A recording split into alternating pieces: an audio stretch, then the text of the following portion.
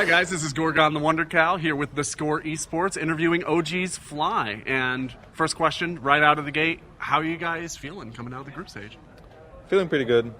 We wanted to get first seed so we get choice. Obviously, we were looking a lot at EG because we were going to be tied if they won all their games.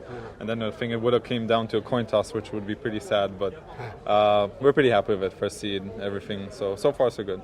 Great, fantastic. Are you guys spending this time preparing, or are you spending this time relaxing? How are you getting yourself in the right mindset for the main event? So we took the day off after our group, after our games. We were watching all the games, etc. But today we're going to go back to practice and we're going to start preparing already because we have 2 days and you want to make the most out of it. It's important to kind of stay focused and not relax yourself too much, but have a mix of both. So you can sleep in a little longer, but we're still going to focus up. Yeah, so I've been talking to quite a few teams that have said that they're planning on scrimming teams from the opposite arm through today and tomorrow.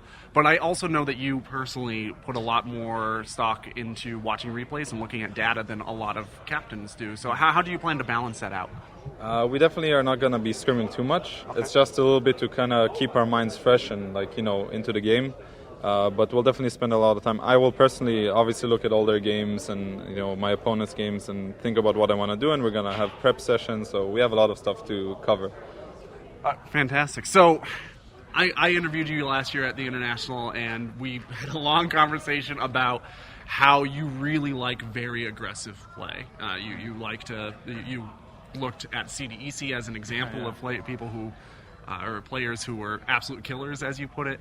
Obviously, OG has a lot of that in its blood and DNA.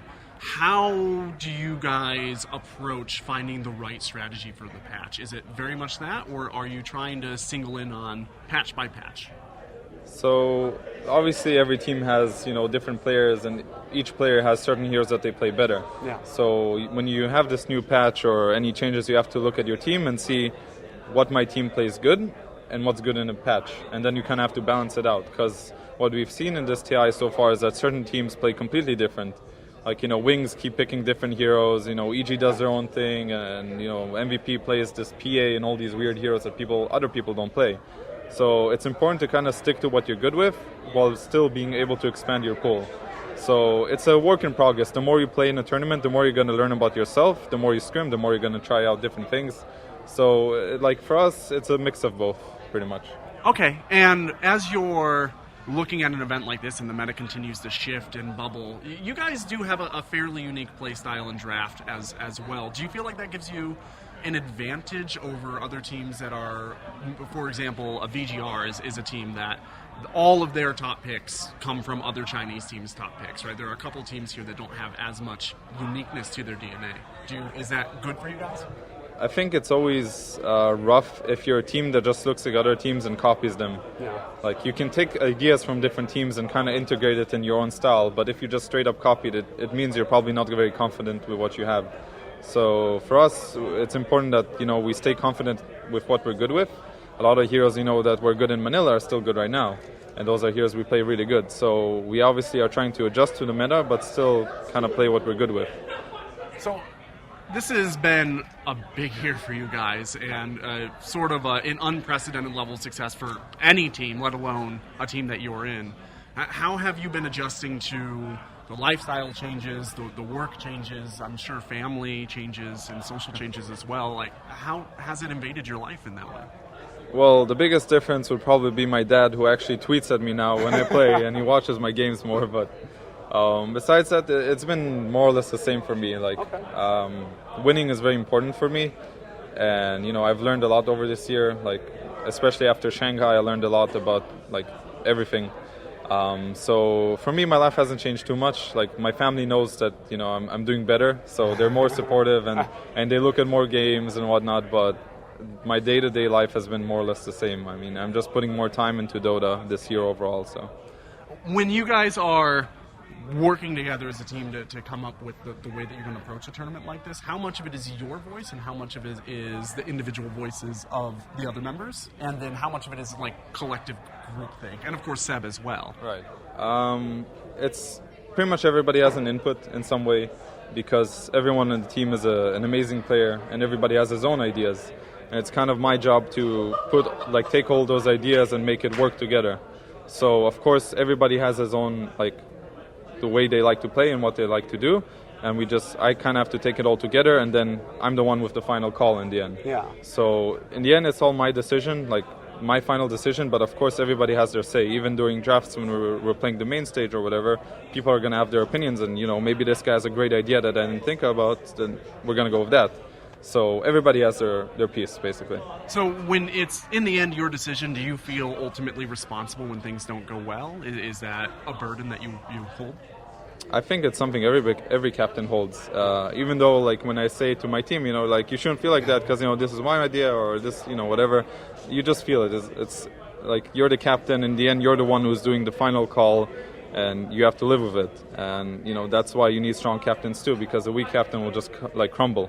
Yeah. So it's definitely part of it. Whether people say you shouldn't feel that way or not, you're still going to feel that way. Yeah, absolutely. So in terms of dealing with the weight of that pressure, how has having Seb on board really influenced you and the other teammates as well? Having Seb is very helpful.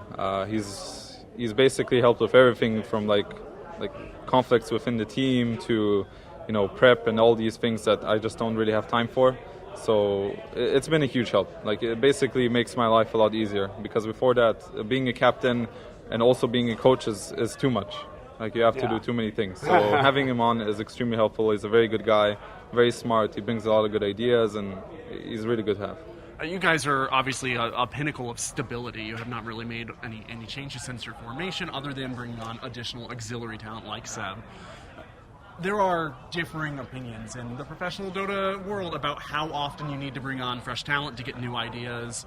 Do you worry at all that if you keep Seb for too long, if you keep the players for too long, all of your perspectives will close in on each other and you won't have as much diversity to pull from?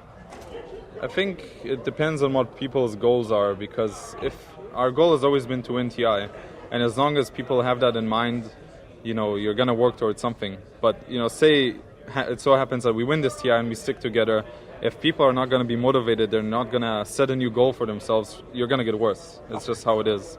So it's very important to look at a goal and have that in mind, because that way you can stay fresh no matter what. Like, you're going to continue playing, you're going to have something that you have to do. So that's pretty much what I think is important.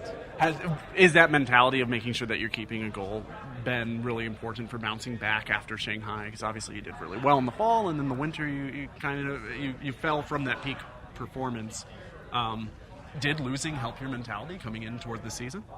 It definitely helped, because once you win, we started the team and right away we won a huge tournament, and this almost never happens, and suddenly we're feeling too good, too relaxed, and then that's what happens when you feel too good about it. Yeah. So we definitely learned from our mistake, and that's why after Manila we did not start to slack off. Instead, we started to work harder, because everybody's still looking at you, and you can't afford to not be as hungry as the other teams, because you're just going to lose. Right. Everybody wants to beat us.